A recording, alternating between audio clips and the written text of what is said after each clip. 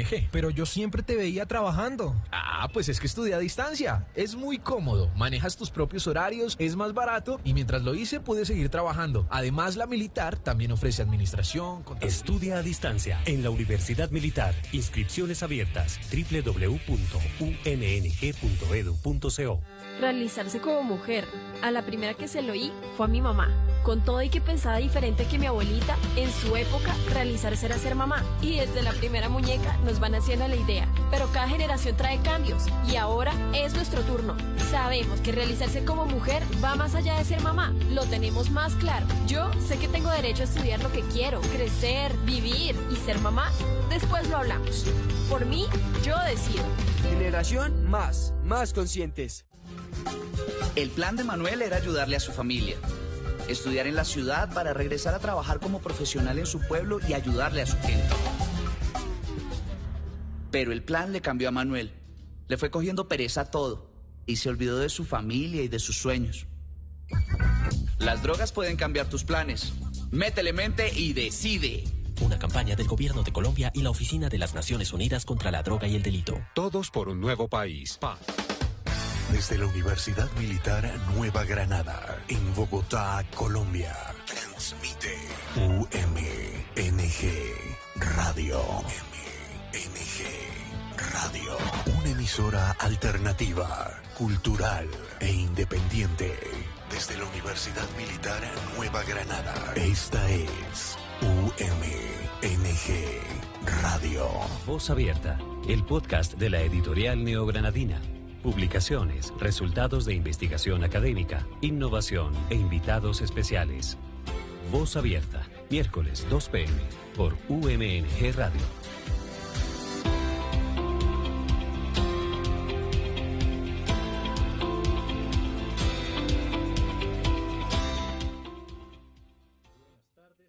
Todos nuestros oyentes.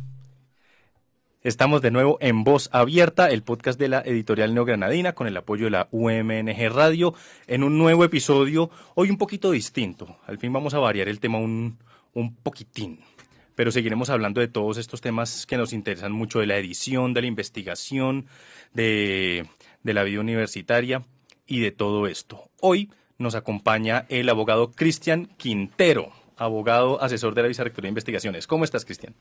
Hola Manuel, ¿cómo estás? Un gusto. Chévere estar aquí con ustedes hoy hablando de temas bien interesantes. Listo, gracias por acompañarnos.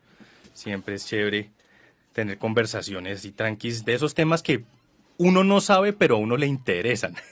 Por ejemplo, hemos venido hablando mucho de la estructura de Vicerrectoría de Investigaciones, de cómo son los procesos básicos que manejamos. Uno dice, bueno, interesante para saber de la universidad y eso le puede interesar a unas personas más que otras. Pero el tema que nos trae hoy, propiedad intelectual, a mí me parece que eso nos interesa a todos un poquito, a estudiantes, a profesores administrativos, a de todo. Sí, digamos que si bien mi labor o bueno, el servicio que presto a la universidad va dirigido en la Vicerrectoría de Investigaciones, el tema de la propiedad intelectual es algo que nos debe incluir a todos en la universidad, teniendo en cuenta los diferentes temas que se manejan allí, las formas de explotar esas ideas, cómo lo podemos hacer, cómo lo podemos desarrollar. Y bueno, o sea, la idea principal es que ese conocimiento le llegue a todos, que le quede a todos, no solamente en el ámbito académico, sino en el ámbito profesional, que queden con ese sello en la cabeza para lograr explotar esa propiedad intelectual que seguramente todos poseen, pero que no saben que la poseen.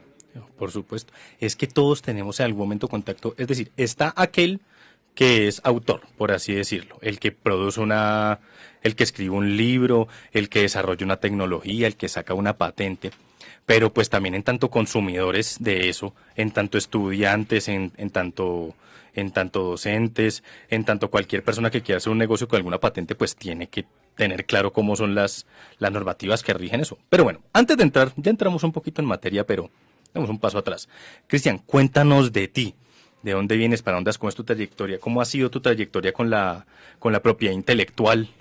Bueno, yo soy abogado, soy egresado del campus y durante mi desarrollo de pregrado me interesó mucho el tema de la propiedad intelectual por profesores, por experiencias y demás. Más o menos como en quinto semestre empecé a trabajar en estos temas. Llevo 10 años metido en este rollo de la propiedad intelectual, trabajé en una firma, luego empecé unas asesorías de maneras independientes, me enmarqué en temas de marcas, me enmarqué en temas de derechos de autor. Actualmente asesoro la universidad en estos temas y adicional trabajo en temas de derechos de derecho al entretenimiento con diferentes artistas. Uh-huh. Entonces siempre la vida profesional ha sido enmarcada dentro de la propiedad intelectual. Llevo aproximadamente unos 10 años, como les digo, con una amplia experiencia en tan corto tiempo en algo muy novedoso como lo es esta área en el derecho. Claro, y que está cambiando rápido, ¿no? Bueno, ahora te pregunto por cómo está cambiando, pero empecemos por lo básico. Entonces, pregunta tonta del día, perdón, ¿qué es propiedad intelectual? ¿Cómo podemos entenderlo en términos simples, tranquis, básicos? La propiedad intelectual es un bien. Uh-huh. Tenemos que categorizarlo de esa manera. Es un bien intangible que puede llegar a ser explotado comercialmente. Uh-huh. Cuando hablo de explotado comercialmente es sacarle provecho, sacarle dinero a un bien que no necesariamente es un bien inmueble, no es un bien mueble, no es un vehículo, no es no sé, un apartamento, una casa, sino es una idea que se logró materializar, que debe protegerse y que trae consigo un resultado económico. Que es el fin último de la propiedad intelectual, más allá de proteger las ideas, de proteger, el desarrollo de las ideas, de proteger esos productos, es que eso genere una retribución económica, porque la forma en la que se valora la propiedad intelectual es en el valor que tiene conforme al nivel de comercialización que tenga. Entonces, o sea, de eso podemos ahondar muchísimo, podemos hablar de que se pone una necesidad y se soluciona esa necesidad, necesariamente tiene que protegerse desde la propiedad intelectual y asimismo su valor va a ser o más elevado o menos elevado. Okay. Es una parte comercial de ello. Si entendí bien algo tiene una idea, por ejemplo, esto es un bien intangible, ¿cierto? Y por poner un ejemplo, que ese bien intangible, que en este caso sea una idea, que yo tuve una idea de cómo hacer una máquina para hacer alguna cosa, ¿cierto? Un tipo de cafetera. Yo necesito protegerlo en términos de propiedad intelectual para poderlo comercializar, para poderlo explotar, o puedo empezar a explotarlo. ¿Y qué pasaría si yo tengo la idea, construyo la máquina en mi garaje y empiezo a comercializar esa idea y no la protejo? ¿Cómo es esa relación entre la explotación y la protección? La protección genera un valor agregado sobre el producto. Uh-huh. O sea, como tal, la idea no es algo protegible por la propiedad intelectual. O sea, dentro de las diferentes fases o diferente desarrollo que tiene la propiedad intelectual. La idea inicialmente puede ser protegida mediante, no sé, acuerdos de confidencialidad, temas así que permitan o que interfieran dentro de que alguna otra persona capte esa idea y se copie, por así decirlo en palabras coloquiales. Uh-huh. Lo que se protege es el producto final, uh-huh. Pero ese producto final, antes de ello, tiene unos procedimientos que pueden ser protegidos desde los derechos de autor, pueden ser protegidos desde la propiedad industrial y diversas maneras. Entonces, la diferencia entre la protección y la explotación es que la protección, más que diferencia, no es como lo que dirige la protección a la explotación. Lo que genera la protección es que la explotación sea más rigurosa, tenga un costo más elevado, uh-huh. que si no estuviese protegida. Porque lo que establece la propiedad intelectual, lo que establece la protección a la propiedad intelectual, es ese valor agregado que tiene un producto y es esa garantía. Por eso más adelante vamos a hablar sobre las diferentes variables que enmarcan la propiedad intelectual. Claro, o sea, técnicamente yo podría inventarme algo y empezar a comercializarlo a la loca, pero pues me conviene mucho protegerla en términos de propiedad intelectual primero. Pregunta, ¿cuáles son las distintas, o sea, qué formas de protección de propiedad intelectual hay? ¿Eso se divide por tipos de productos, por tipos de protección? ¿Qué tipos hay? Sí, se divide por tipos de desarrollo, más uh-huh. que todo. Digamos que, bueno, la propiedad intelectual está dividida en dos. Está dividida en la propiedad industrial, que es lo que enmarca las marcas, las patentes, los derechos, los diseños industriales, las denominaciones de origen e indicaciones geográficas, que son como una especie de certificados de garantía, le llamaría yo. Y los derechos de autor son los que se protegen o los que protegen las obras intelectuales. Lo que sale de obras literarias, obras científicas, obras musicales, obras artísticas, obras cinematográficas, tienen un tipo de protección diferente a la parte de la propiedad industrial. Y aparte de eso, pues estamos en un mundo cambiante, donde ya aparecen nuevas formas de protección, donde estamos en temas de inteligencia artificial, estamos en temas del Internet de las cosas, y pues Colombia en este momento va en el camino de protección de la propiedad intelectual de una manera más competitiva a lo que era hace unos años, básicamente. Sí. Interesante, es que son muchos tipos, uno oye, bueno, derechos de autor como en términos de libro y todo eso, uno más o menos ya está familiarizado, ¿cierto? Sobre todo por términos de citación, que no puedo coger una cosa de cualquier texto y copiar literalmente. Pero en términos de esta protección industrial de la que hablas, uno oye mucho, por ejemplo, el término patente. Si uno habla de patentes, si uno marcas, ¿qué es una patente? ¿Qué es eso? La patente es un reconocimiento, por así decirlo, que se le da a un producto con base en unos requisitos y en unos exámenes previos.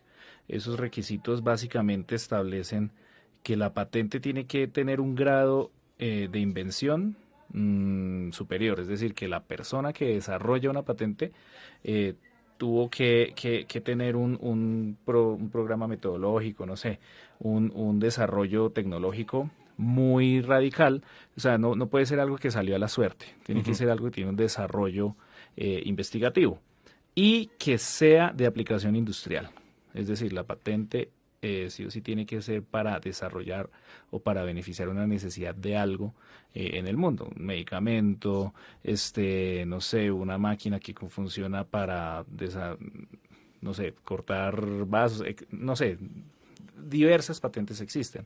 Si no cumple con esos requisitos, hay otros métodos de protección a esa propiedad intelectual, porque finalmente también son de desarrollo o hacen parte de un producto desarrollado por las ideas.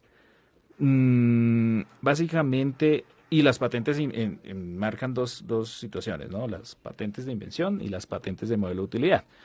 Las patentes de invención es algo que es nuevo, que no existe. Por eso dentro del programa o dentro del desarrollo que uno hace previo a la solicitud de una patente, del registro de una patente, es establecer ese estado del arte. ¿Sí? ¿Dónde está situado? ¿Qué ha pasado? ¿Qué se ha hablado de ese tema? Si hay patentes o hay productos desarrollados similares que puedan afectar ese tema de la distintividad, de la innovación, de la invención, todo ese tema. Y también están pues las patentes de modelo de utilidad, que son aquellos desarrollos tecnológicos que se establecen dentro de un producto ya existente. Es decir, una patente de modelo de utilidad es algo que modifica el funcionamiento de algo que ya existe. ¿Sí? Digamos, un celular puede, digamos, el iPhone, hablándolo claro, tiene un problema el iPhone con la parte de la pantalla que no sé, si se cae se rompe de una, entonces aparece un nuevo producto, un nuevo desarrollo tecnológico que permite que tenga más resistencia a los golpes. Ese pequeño producto, ese pequeño desarrollo es una patente de modelo de utilidad.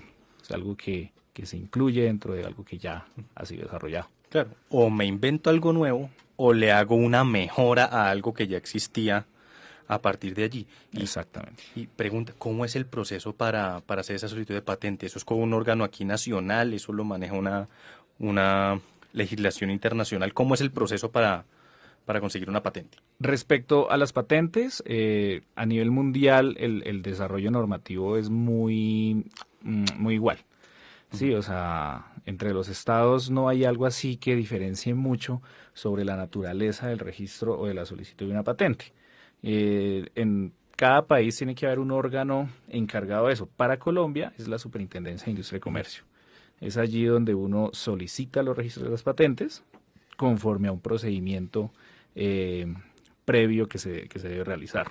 Es un procedimiento donde interfieren diferentes personas, no es un tema jurídico, el tema de las patentes es un tema científico, entonces ahí se incluyen ingenieros, investigadores y demás que intervienen dentro del desarrollo de eso. Esa parte no es tan jurídica y se hace ante la Superintendencia de Industria y Comercio. Ok. Y las patentes también, esto ya lo tenía yo entendido de algún lado, es que las patentes son por un tiempo. Ahora, tiene sentido, alguien se inventó algo, o sea, nadie está cobrando regalías por el invento de la rueda o algo así, ¿cierto? ¿Eso cómo funciona? ¿Eso es por tiempo? ¿Hasta cuánto? ¿Cómo funciona? Sí, la patente lo que da es un reconocimiento, una exclusividad durante 20 años. En las patentes de invención, es decir, aquellas que son pues nuevas, como lo explicaba antes. Tiene un término de 20 años. Posterior a esos 20 años, esa patente entra a ser de dominio público, es decir, cualquier persona puede explotarlo. Entonces, durante esos 20 años es como es el tiempo que se le da a ese productor, a ese titular de ese derecho, de que explote y que lo explote de diferentes maneras. Puede comercializarlo, puede licenciarlo, puede cederlo, de diferentes maneras o tipos de transferencias o transacciones que se pueden realizar con ellos. Como les digo y como les dije en un principio, la propiedad intelectual enmarca unos bienes intangibles que finalmente son activos, ¿sí? que pueden ser títulos traslaticios de dominio, como se habla en el argot jurídico. Y las patentes de modelo de utilidad, que es la que les decía que se desarrollan un producto ya existente, tienen un término de duración o de reconocimiento de 10 años. Ok, más bien corto, yo pensé que sería más. Sí, digamos que es que estamos en un mundo volátil. Entonces, digamos, hay patentes que simplemente se explotan 1 o 2 años porque luego de esos 2 años nace una nueva tecnología que pues tacha la otra y así sucesivamente. Pues esa es la idea de la innovación y el desarrollo y justamente la universidad le está metiendo mucho la ficha al tema de innovación, de desarrollo para los estudiantes y todo ese tema, porque pues finalmente son activos y la idea es comercializarlos. Listo. Hablando de eso, claro, tenemos una división completa en la Vicerrectoría de Investigación aquí, que es la división del jefe Tavera, cuando hablamos con él hace rato, la de innovación y desarrollo tecnológico. ¿Cuáles son los tipos de patentes que tenemos aquí? Sé que tenemos varias. En un punto en la editorial estuvimos trabajando en un folleto que mostraba algunas de esas tecnologías, pero entonces aquí en la universidad, ¿cómo estamos en cuanto a eso? ¿Qué patentes tenemos? ¿O cómo has visto a la universidad? Bueno, de lo que he logrado captar, la universidad tiene varios proyectos ¿cómo lo diría? Como de estudio para llegar a conseguir una patente. Todo ese desarrollo está enmarcado, está situado en el hub. Por lo que hablo aquí de la calle 100. Ahí está como toda la información y ahí es donde pueden encontrar el apoyo completo para ello. La universidad, sinceramente, está surgiendo apenas en temas de desarrollo a diferencia de otras instituciones. Y esa es lo que tenemos que meter en la ficha. O sea, generemos desarrollo, generemos innovación para que no solamente se trate de generar contenido para almacenar en una base de datos, en una biblioteca virtual, sino que podamos llegar a explotar eso. Entonces, como tal, las patentes o sea, en número no están no sé cómo decirlo. No hay tantas para lo que se podría llegar a desarrollar y para lo que se podría llegar a hacer acá. Okay.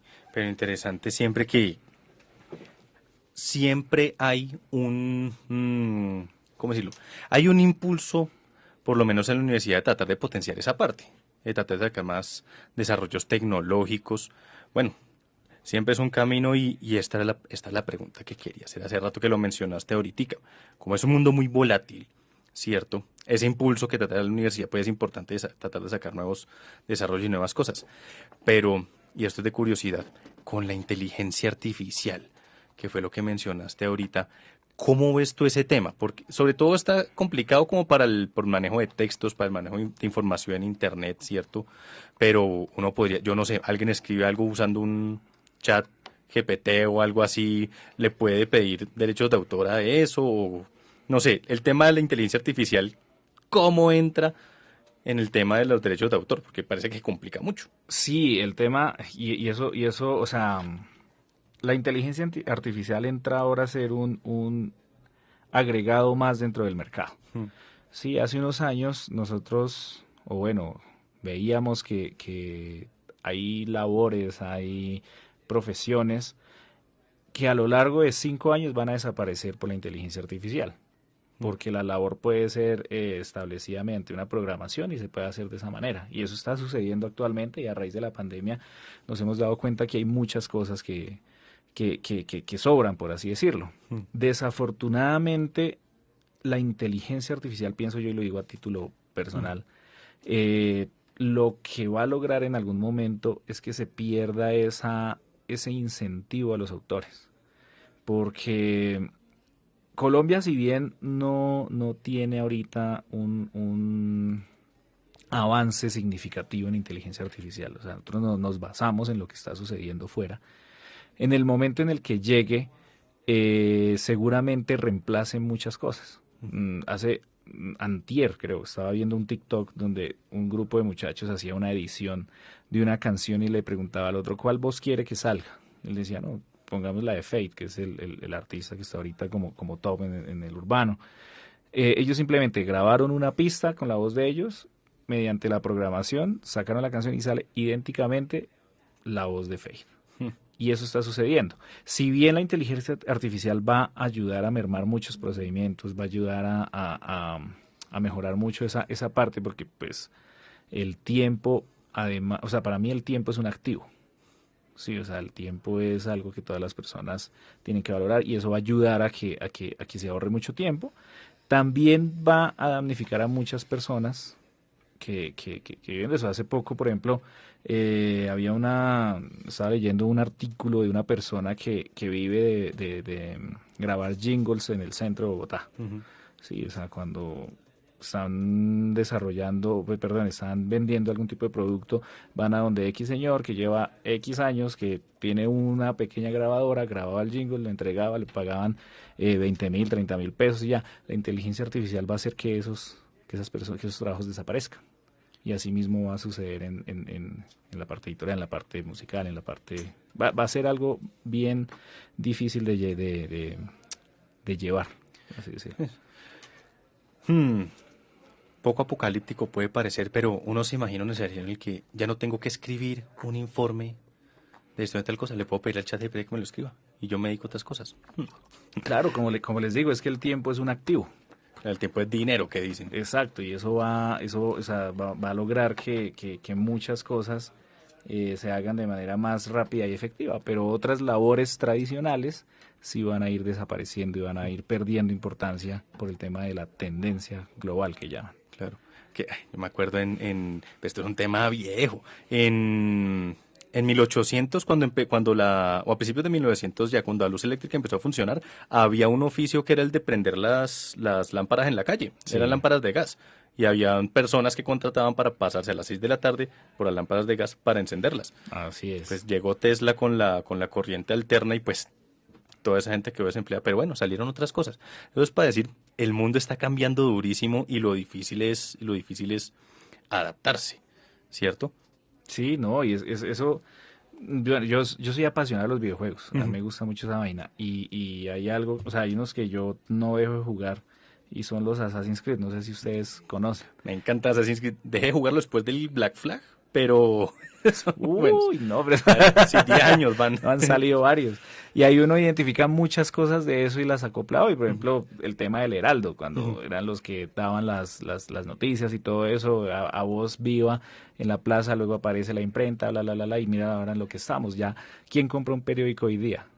De hecho, uno va a la calle y rechaza el ADN porque me va a llenar de papel. Ahorremos en el medio ambiente, todo va siendo virtual, y así media van cambiando las cosas, y es lo mismo que está sucediendo con la inteligencia artificial. Sí, y a mí me gustaría pensar, a mí me encanta pensar en la escritura no como algo útil, sino como medio de expresión del ser humano. Aunque claro, eso ya no es en el ámbito laboral funcional, sino ya es en el modo en el modo artístico más bien, o en el modo ¿sabes? Tal vez de hobby podría pensarse. Sí. Pero bueno. Eso es que yo insisto en que la escritura nunca morirá. No, nada. Y desde que haya la inspiración, siempre va a haber el público que que logre captar eso y también es una forma de explotación comercial. Eso saldrá. Pero tengo otra pregunta. En términos legales, yo no sé, ¿uno puede mandar una inteligencia artificial por derechos de autor o ya pueden ser consideradas? No sé, me acuerdo que en algún lado yo hacía chistes de esto en la universidad con mis compañeros, que en ningún punto un río fue considerado sujeto de derecho. O sea, una cosa es cierto que hayan leyes que protejan el medio ambiente y otra cosa es considerar al río un sujeto de derecho. ¿Hay algo ahorita en los ámbitos legales, cierto, que tiendan a considerar las inteligencias artificiales en esos términos? Pues Colombia, voy a hablar de Colombia. ¿Sí? Uh-huh. Colombia hasta ahora está acoplando el tema de las IoT, del Internet de las Cosas. O sea, ahí va, ¿cierto? Pero sí va a llegar el momento en el que haya una representación legal de una persona natural sobre la inteligencia artificial. Uh-huh. O sea, en el entendido de que así como yo demando a una compañía por X situación, pues el que responde sobre esa compañía es el representante legal. Entonces, tarde que temprano va a llegar el momento en el que la inteligencia artificial va a tener que ser representada por una empresa. O sea, ahorita el desarrollo es muy, ¿cómo decirlo? Muy embrionario, o sea, es muy pequeño en Colombia, pero va a llegar el momento que el desarrollo tecnológico de ello va a lograrse y sí o sí tiene que haber alguien que responda. O sea, como tal, no es que yo vaya a demandar al código fuente que saca esa programación, sino a la persona que lo desarrolló, porque detrás de eso tuvo que haber alguien. Sea que lo haya hecho de manera automática, ya la inteligencia artificial para llegar a eso tuvo que ser una persona natural la que logró eso. Entonces, la idea es llegar a buscar esa persona y tiene que responder por eso. No, como me imagino, como el hijito del vecino. El peladito rompió la ventana, no puedo enojarme con el pelado. Voy con el papá para que pague la ventana. Exactamente. Y es que, digamos, en la propiedad intelectual es muy difícil que algo sea, o sea, que por obra y gracia del Espíritu Santo sea igualito. No, uh-huh. Eso no sucede, porque es que las invenciones son muy particulares. Uh-huh. O sea, eso depende mucho del gusto, del sentido de la persona, de la esencia de la persona. Sí, suena un poquito romántico y todo el tema de la propiedad intelectual, pero en eso se basa, uh-huh. en la esencia de la persona. Claro. Sí, o sea, por eso uno identifica escritores que tienen una línea específica, porque es en ella en la que se sienten cómodos, es ella la que los inspira. Lo mismo pasa en la música. Entonces es muy difícil que dos personas piensen igual. Eso es algo que sinceramente lo veo yo muy imposible. Sí, es muy difícil. Por eso luego mantener la tranquilidad ante esas. Es que sale muy de moda el tema, ¿no? Que la inteligencia artificial, entonces nos vamos a quedar sin empleo, pero es la humanidad seguirá viviendo. No, de alguna forma se sacará algo, se buscará. Exacto. Todo es de desarrollo. Uh-huh. Y hablando de derechos de autor, ya pensando un poco por el lado de la editorial, ¿cierto? Y esto ya lo hemos trabajado y estamos mirando muchos de estos temas, pero para conocimiento general de la gente, uno escribe un libro, ¿cierto? ¿Qué son los derechos de autor? ¿Qué derechos tiene el autor sobre su obra? Porque tengo entendido que hay tipos. Sí, digamos, de manera general hay dos, uh-huh. que son los derechos morales y los derechos patrimoniales. Uh-huh. Los derechos morales es ese reconocimiento que tiene, o que el derecho a ese reconocimiento que tiene una persona que interviene dentro del desarrollo de una obra. Uh-huh. Sí, o sea, el que aparezca y los créditos, por así llamarlo. Y los derechos patrimoniales son esas partes porcentuales en la forma de explotar. Digamos, lo voy a decir más en la parte musical, cómo se maneja para que lo entendamos. En la parte musical hay diferentes derechos de tipo patrimonial o de forma de explotación, como es la reproducción, el almacenamiento, la comunicación pública. Todo eso tiene unos pedacitos dentro de una canción, ¿sí? Unos porcentajes, y hay unas personas que manejan esos porcentajes. Entonces esa parte itineraria está dirigida en la parte de los derechos patrimoniales, que sí o sí necesariamente tienen que ser porcentuados, siempre tienen que ir por porcentajes, porque pues es dinero, mientras que en la parte de los derechos morales no es necesario que entonces sale el nombre más chiquito que el que sí lo hizo, que sale más grande. O salió primero uno y después el otro. Exacto, digamos que no, lo importante es que salga el reconocimiento allí, mientras que en la parte patrimonial es la forma de explotación de eso. En la parte ya de los libros hay temas de contratos de edición, hay temas de explotación, licenciamiento para las diferentes editoriales para que exploten. Todo eso se va negociando. Lo que pasa es que en los temas de derechos de propiedad intelectual o de la propiedad intelectual en general son temas muy atípicos. No es que esté reglado en un código como si, digamos, no sé, en la venta de un inmueble se sabe que el 30% trata de los impuestos. No. En la parte de propiedad intelectual es algo consuetudinario, es decir, la costumbre ha desarrollado su propia norma respecto a eso, que si bien los países tienen unos reglamentos establecidos respecto a tasas oficiales, respecto a impuestos, respecto a cosas que son de ellos, no tiene establecido como tal que un autor, porque colocó o tuvo, no sé, una intervención de X cantidad, tenga que tener X porcentaje, no. Eso es algo que se negocia entre las partes y se basa uno mucho en la costumbre que se ha desarrollado. Claro, yo me acuerdo, eso fue un drama, no me acuerdo quién fue el que me contó, pero esto fue con Taylor Swift. Hubo un problema con Taylor Swift específicamente, pero era porque el productor de ella tenía los derechos patrimoniales de las grabaciones de sus canciones. Entonces el problema era que, claro, se le reconoce que la música es de ella, ¿cierto? Pero ella no podía vender las canciones, no podía dar permiso para utilizarlo en comerciales, no podía hacer nada de eso, porque Exacto. Los derechos patrimoniales de la grabación eran del man. Pero entonces ella lo que hizo fue volverlas a grabar. Sí, digamos que ahí sí fue un error de la parte legal que desarrolló el contrato, porque ella tuvo un problema con Scooter Braun, que era su productor, quien le desarrollaba el management a ella. El management es la gerencia del proyecto musical, ¿sí? Eso es lo que enmarca. Y ella tuvo un problema con él porque dentro del contrato, si bien se dio los derechos patrimoniales, es decir, la plata, se la cedió a él simplemente se la administraba y le daba a ella su parte. Dentro del contrato no se estableció algo que se llama la prohibición de regrabación.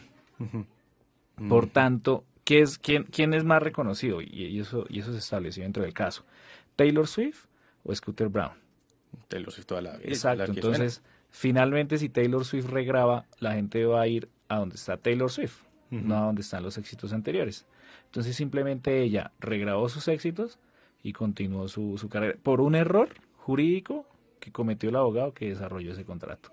Porque por regla general uno, por X cantidad de tiempo, tiene que prohibir la regrabación de los temas, porque si no se entrarían a temas de competencia, bueno, o sea, no estaría protegiendo nada al fin y al cabo. Claro, se arma el problema porque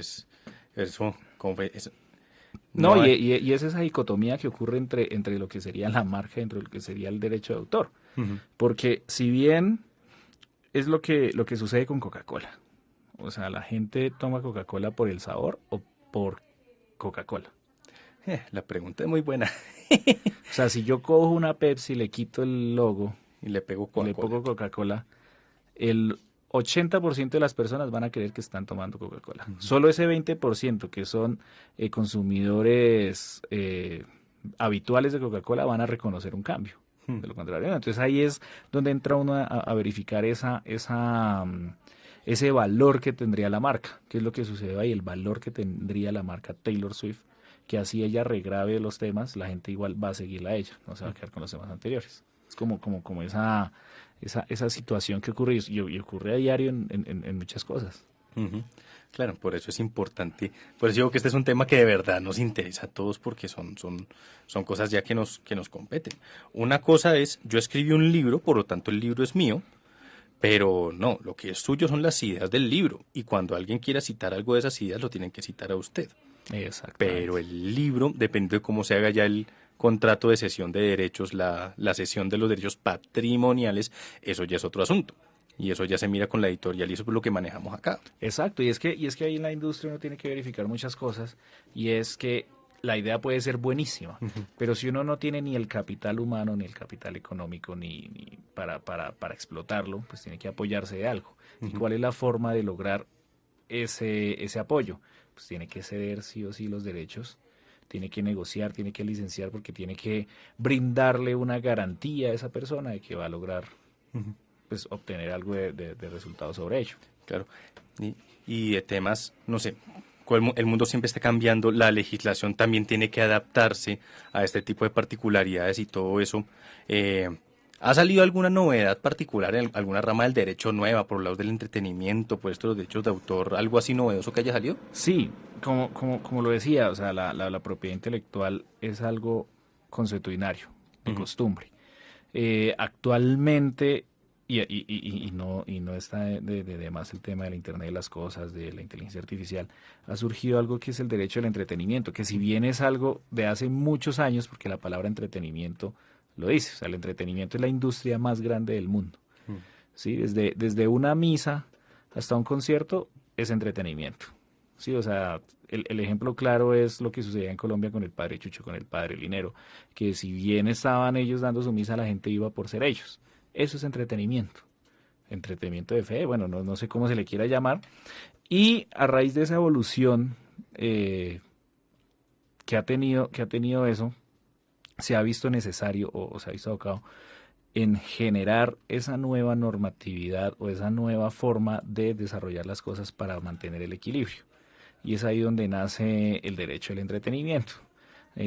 Ahora con el auge de los influencers, que ya llevamos varios años en eso, también se ha visto la necesidad de establecer una protección legal más fuerte sobre la imagen, sobre los derechos de imagen, porque una cosa era hace unos años el comercial de Juan Pablo Montoya, no me acuerdo, creo que Papas Margarita, en ese momento se empezó a hablar un poquito de derechos de imagen, a lo que hoy día tú encuentras en TikTok, que es una cantidad de gente mostrando contenido, desarrollo, no sé, que tienen que sí o sí tener protección de los derechos de imagen, porque es que antes los medios de difusión eran la televisión, la radio y los periódicos, hace un tiempo, hace unos años. Hoy día las personas tienen acceso a la información de manera casi que inmediata.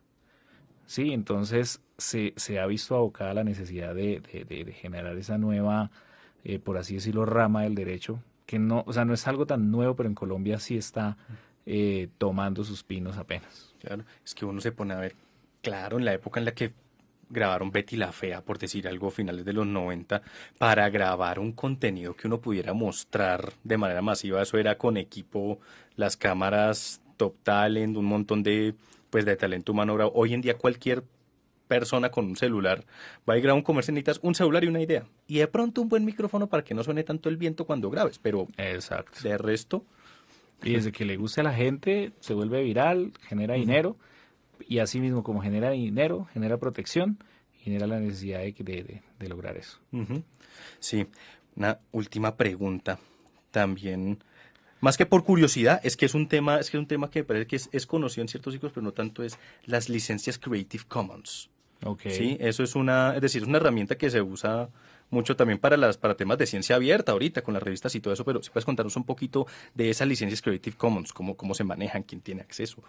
Bueno, para las licencias Creative Commons hay unas, por así decirlo, páginas de internet, pues, donde se establece eso. ¿Cuál es la esencia de esas licencias? Es que una persona no necesariamente tenga que pagar un valor económico para utilizar algo. Sí, hay obras, hay productos desarrollados que cuentan con esas licencias, es decir, licencias gratuitas, pero que tienen unas limitantes. Hay unas que no se pueden explotar comercialmente, hay otras que simplemente permiten la reproducción, hay otras que simplemente permiten la comunicación. O sea, la idea es como de aquellos productos que tienen esas licencias, es que las personas tengan acceso a esos productos sin necesidad de pagar algo. Pero son los autores los que definen si quieren que sus obras tengan licencias de Creative Commons o no. Si el autor define que no, pues simplemente se tiene que tratar como una licencia normal, una autorización a esa persona o a quien lo administre para lograr eso. Y lo encuentra uno en Internet. En Internet hay diferentes páginas donde la gente o los autores alojan su contenido con licencias de Creative Commons. Claro, eso sirve, es que lo digo porque lo usamos en las revistas científicas, pues porque nuestras revistas científicas son de acceso abierto, ¿cierto? Una cosa es un libro que uno puede decir, pues, tiene que comprar el libro para leerlo. Ese es el punto también del producto y la comercialización. Pero si las revistas son de acceso abierto, entonces, ¿qué impide que una persona, o cómo se sabe la persona que tiene el derecho o la capacidad de utilizarlos, de descargarlos, de moverlos, de todo eso? Es con esas... Sí, con las Creative Commons. Y es que esas licencias tienen unos símbolos específicos, y eso se encuentra ahí en esas páginas que no quiero decirlo comercializa, porque comercializar influye en temas económicos, sino que las comunica, por así decirlo. Y la forma fácil de verificar eso es contactar al autor o contactar a la persona donde está esa información. Digamos que cada contenido de derechos de autor que se aloga en la red tiene como una trazabilidad. Entonces lo que uno tiene que hacer es seguir esa trazabilidad, llegar hasta el propietario o hasta el titular del derecho y solicitarle autorización o verificar si cuenta con esas licencias. Y cumplir con lo que dice la licencia. O sea, si dice, tú puedes solamente mostrarla, pero no puedes reproducirla. Es decir, yo no puedo imprimirla varias veces, por así decirlo. Tú no puedes comercializarla, o sea, cumplir con esa parte, si no, pues uno estaría incurriendo en un tema tanto civil como penal, donde una responsabilidad jurídica, mejor dicho. Claro, ya es susceptible de ser demandado por realizar esas acciones, ya que no estaban contenidas dentro de la licencia. No, Cristian, muy interesante todo, fantástica conversación, me encantó sobre todo el punto de Assassin's Creed, pero se nos va acabando el tiempo. Quiero preguntarte, bueno, ¿dónde podemos encontrarte si tenemos más dudas para saber temas de propiedad intelectual, que este libro mío no sé qué, que yo quiero utilizar esta obra y no sé cómo hacemos? Yo en la Vicerrectoría de Investigaciones, ahí principalmente, o por en medio del correo electrónico propiedad.intelectual@unimilitar.edu.co. Entonces cualquier duda, ahí estamos abiertos a lo que requieran. O sea, es un servicio que tiene la universidad para todos. Y que pues la idea es aprovecharlo porque es algo que la mayoría de estudiantes desconocen y que deberían aprovecharlo. Claro, también en parte cuando uno tenga algo que necesite proteger por derechos de autor o cuando uno necesite saber qué está protegido por derechos de autor para saber cómo utilizarlo y de qué manera para no incurrir en inconvenientes, digamos así. Cristian, ha sido un verdadero placer. Muchas gracias por acompañarnos. Te llamaremos en alguna otra ocasión para seguir hablando de este tipo de temas. Dale, muchísimas gracias por la invitación. De verdad, súper interesante todo esto. Y claro, o sea, la idea no es solamente ligarnos a esto de propiedad intelectual, sino busquemos otros temas que sean de agrado de las personas y que además de eso les brinde como esa información necesaria. Listo. Y a todos, muchas gracias por acompañarnos en el capítulo de hoy. Espérenos la próxima semana para hablar de más temas editoriales o de más temas que se os vayan pasando por el camino. Recuerden escribirnos, comentar todo lo que se les ocurra si quieren hablar de algún tema particular, quieren que sigamos hablando de lámparas, de lo que sea. Por favor, contáctenos, Editorial Neogranadina. Nos vemos en el próximo capítulo. Hasta luego.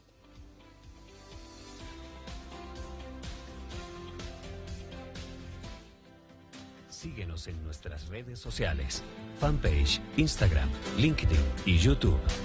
Editorial Neogranadina, comprometida con la divulgación del conocimiento.